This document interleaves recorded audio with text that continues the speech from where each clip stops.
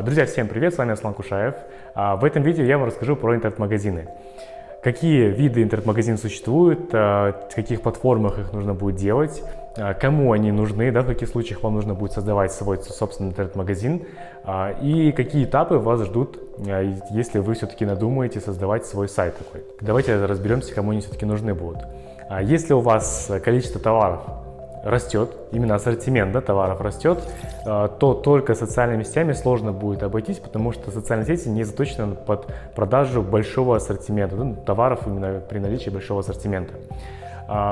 Если у вас, допустим, идет продвижение через поисковые системы или используете рекламу, допустим, как контекстная, либо баннерная, либо YouTube рекламу, то есть любую рекламу, кроме социальных сетей, если вы используете, то в этих случаях вам нужен будет сайт, потому что по-другому люди не увидят нигде ваш товар. Третье, если вдруг вы хотите поставить продажи на автомате, чтобы были у вас автоматические платежи, чтобы вы не тратили время на обработку каждого заказа, то есть люди могли увидеть на сайте, заказать, оплатить, оформить доставку и сразу же вы просто отправляете товар. Чтобы у вас шли продажи на автомате, вам нужно будет создавать свой интернет-магазин, чтобы клиентам было проще сделать заказы. Как сделать свой собственный интернет-магазин? На самом деле куча способов создания интернет-магазинов. Я выделяю 3 самых основных из них. Первое – создание интернет-магазина на маркетплейсах, то есть специальных платформах, таких как Сату, либо Яндекс.Маркет, в которых вы можете размещать свой товар. Допустим, информацию о компании, описание продукта. Вот в таких платформах можно сделать сайт свой буквально за полчаса. И все это просто и понятно. Второй способ создания интернет-магазина – это конструкторы сайтов. То есть есть прям конструкторы сайтов, такие как Bittrex, допустим, либо Топлинки, либо Tilda. И есть, в них можно создать интернет-магазин. Есть также специализированные конструкторы для интернет-магазинов, такие как Incel, допустим, либо Quid. То есть это специализированные специально для интернет-магазинов. Можно сделать и так, можно сделать и в общем конструкторе сайтов. И третий способ создания сайтов – это полностью ручной способ, когда вы заказываете либо у агентства, либо делаете со своей командой, но суть не меняется, то есть вы делаете все полностью вручную. Отдельно прописываете техническое задание структуры сайта. Второе, вы отдельно делаете дизайн, уже дизайн интернет-магазина. И третье, уже программируете сам интернет-магазин и внутреннюю кухню, то есть именно функционал, который будет у интернет-магазина. То есть полностью делаете весь сайт вручную. Это 3 самых основных способа. У каждого из них есть свои плюсы, есть свои минусы. Давайте между ними сравним все эти 3 способа. В первых 2 случаях, в маркетплейсах и конструкторах сайтов, есть большой плюс, то что вам не нужно знать языки программирования, вам не нужно знать основы дизайна, то есть вы не будете рисовать, ничего программировать не будете. Просто регистрируйтесь, допустим, в маркетплейсе вы регистрируетесь, заполняете информацию о компании, там буквально несколько строчек, выкладываете фотографию товара, делаете описание товара и все. Дальше сама платформа начинает продвигать ваш продукт, потому что они заинтересованы в продвижении каждого из абонентов. То есть вы платите ежемесячно деньги, соответственно, им нужно, чтобы вы размещались долго, чтобы у вас были продажи, поэтому они продвигают ваш продукт сами. И у них плюс есть большая база, то есть у маркетплейсов есть уже своя база, которая там постоянно сидит. Есть также еще возможность перекрестных продаж, когда люди ищут похожий товар, тут появляетесь вы со своим продуктом и получаете переходные продажи от конкурентов. То есть это большой плюс маркетплейсов. А минус маркетплейсов в том, что помимо вас там размещаются и ваши же конкуренты. То есть если по цене вы не являетесь таким конкурентоспособным, то это может быть прям проблемой, потому что кроме вашего продукта будут там уже размещаться и рекомендоваться продукты ваших конкурентов, и, соответственно, вы можете в этом плане терять продажи, то есть если вы по цене не сильно выигрываете, при одинаковых характеристиках, конечно же. А если у вас уникальный продукт, то welcome marketplace в самый раз, потому что конкурентов у вас будет мало, либо их не будет, и тут как раз таки вы не будете терять продажи. Либо вы по цене, если прям реально выигрываете, то, конечно, маркетплейсы вы точно сможете делать продажи свои.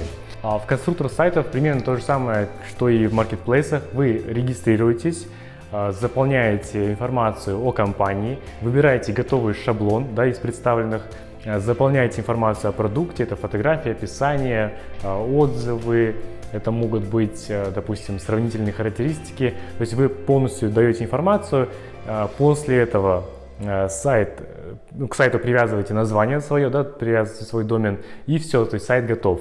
В отличие от маркетплейсов, конструкторы не продвигаются, то есть просто у вас будет свой такой отдельный интернет-магазин. Визуально он не будет отличаться от сайта, сделанного вручную, то есть он как бы полноценный, готовый интернет-магазин.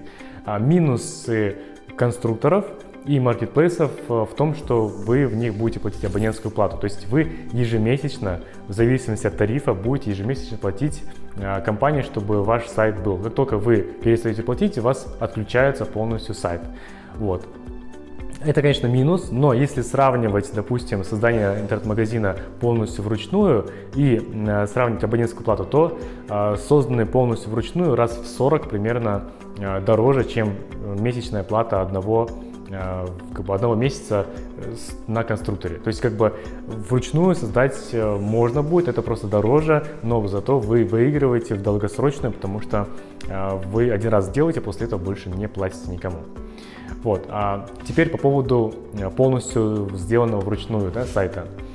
Когда вы, допустим, определились, что у вас будет интернет-магазин, вы знаете, какой будет у вас товар, внешний вид, но когда вы выбираете конструктор, вы понимаете, что ваше представление о функционале интернет-магазина или о структуре его отличается от представленных шаблонов, и вы не можете определиться, какой выбрать, то тут у нас как раз-таки приходит такой вариант, да, создать полностью вручную. То есть, когда вы делаете вручную, вы можете сделать любой функционал, любой дизайн, любой там внешний вид и вот именно структуру саму, потому что вы делаете ее полностью сами. То есть это может быть специалисты делать за вас, это могут, допустим, какое-то агентство делать, либо ваша команда, но сути не меняет. То есть вы делаете полностью структуру, расписываете самостоятельно, вы выбираете, точнее рисуете, да, дизайн, ваши дизайнеры рисуют дизайн, после этого программисты начинают делать функционал и полностью начинку тоже делают они. То есть все, что вы захотите, вы сразу прописываете, и можно будет сделать все это в ручном варианте. То есть как бы тут очевидно, что преимущество созданного вручную интернет-магазина в том, что вы будете его делать с нуля, и, соответственно, все, что захотите, туда можно будет все погрузить. То есть функционал может быть любой абсолютно. Минус в том, что он дорогой. То есть если сравнивать по цене интернет-магазин, сделанный вручную, то он раз в 40, да, будет превышать по стоимости примерно месячную плату одного месяца оплаты, допустим, в конструкторе. Может даже в 50 раз превышать, но в долгосрочную, конечно, это будет очень выгодно. Из каких элементов состоит интернет-магазин? Первое. Это домен. Домен — это название сайта, который прописывается вот в самом верху браузера, когда вы заходите на любой сайт. Домен должен быть простым и запоминающимся. Не нужно использовать какие-то сложные и длинные слова. Не нужно использовать какие-то термины, которые сложно потом будет вспомнить либо написать. Да? По памяти написать это все на английском языке. Пока еще не нужно использовать надписи на кириллице, то есть когда вы используете русские буквы, то есть пока еще так делать не нужно, пусть у вас будет полностью на латинице с английскими буковками написан домен. Домен — это самое главное, что будет у вас при создании сайта, потому что от названия будет много что зависеть.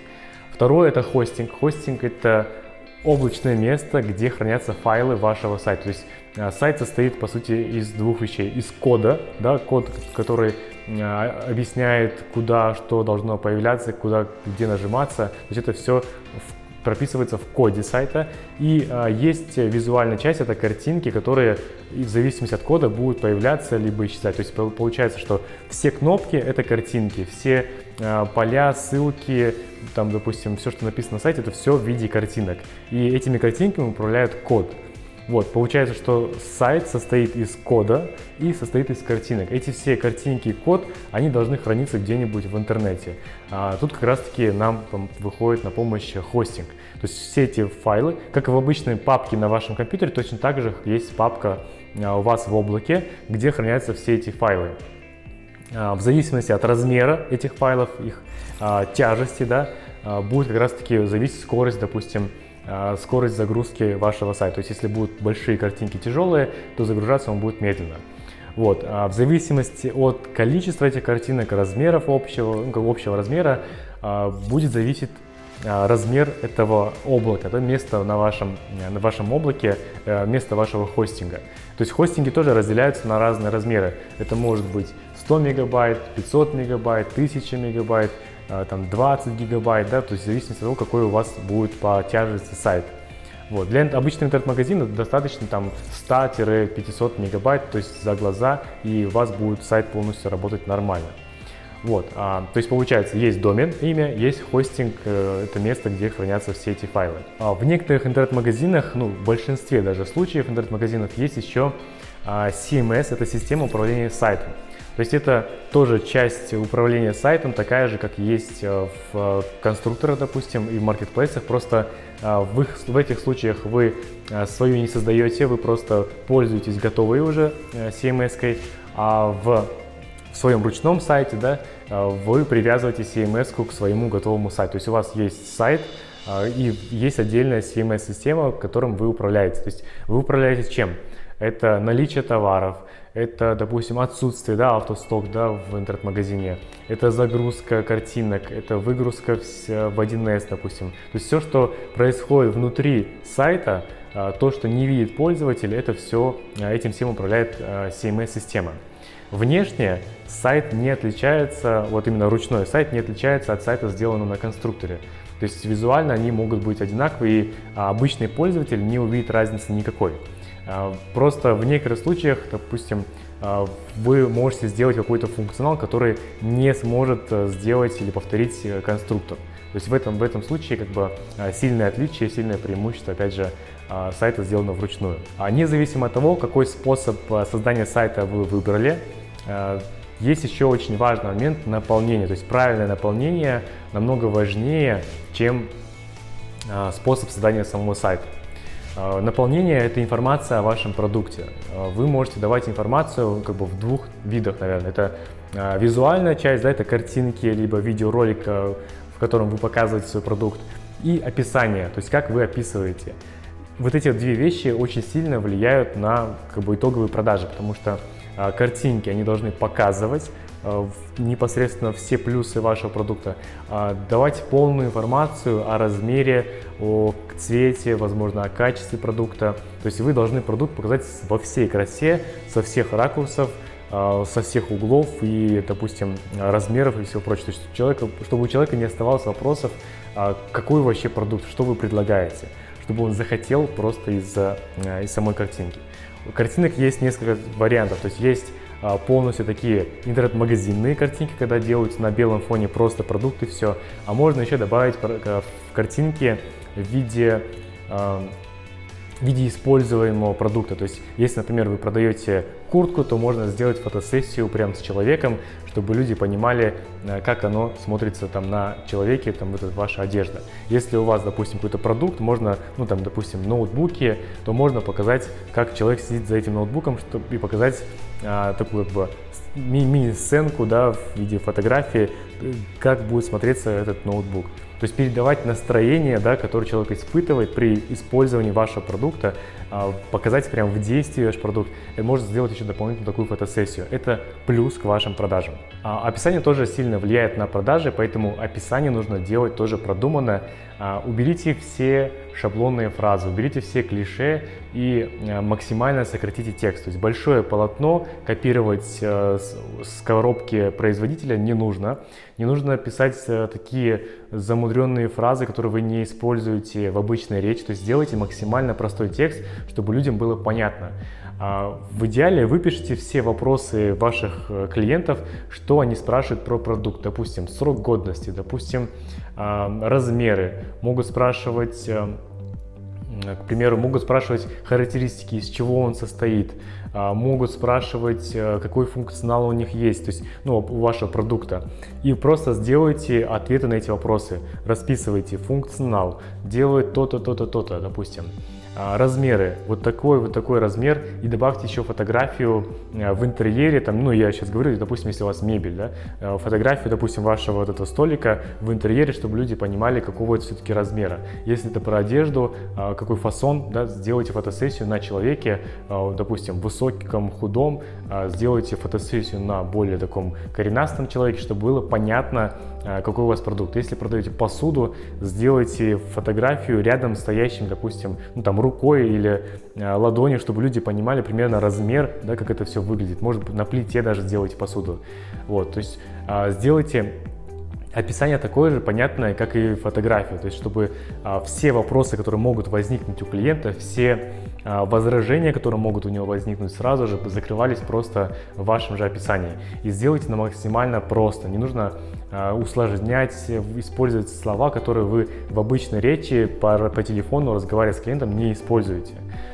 Например, когда продают кондиционеры, я часто вижу слова такие, как элегантный дизайн, да, там, или какой-нибудь там многофункциональный какой-нибудь там холодильник. Так вы же не разговариваете, так же вы не говорите, вы говорите, ну, там, стильный, красивый, то есть, ну, как бы одно слово, которое люди чаще используют, не нужно использовать прям супер такие замудренные слова. Делайте максимально простое и максимально понятное продающее описание. На этом все. Надеюсь, информация была для вас полезной. Оставлю еще несколько рекомендаций от себя. Первое. Независимо от того, какой у вас бюджет или какой у вас продукт, не начинайте делать сайт полностью вручную, не попробовав работу на конструкторе либо на маркетплейсах. То есть начните с самого простого. Сделайте интернет-магазин на конструкторе, отработайте структуру, отработайте описание, фотографии, полностью всю работу интернет-магазина, и потом уже, когда все будет у вас работать, переходите на полностью ручной сайт, это вас убережет от ошибок. Ну и, соответственно, сэкономит бюджет, если вы сделаете что-то не так, вам не придется переделывать. Второе, сделайте хорошую фотосессию вашего продукта, чтобы его захотелось купить. И третье, установите систему аналитики сайта, чтобы вы понимали, откуда люди к вам приходят на сайт, кто из них оставляет заявки, кто не оставляет заявки, ну и вообще в целом, что они у вас делают на сайте. Это позволит оптимизировать работу, сделать его, ну, соответственно, как бы наиболее продающим. Всем большое спасибо за внимание, всем пока, всем удачи!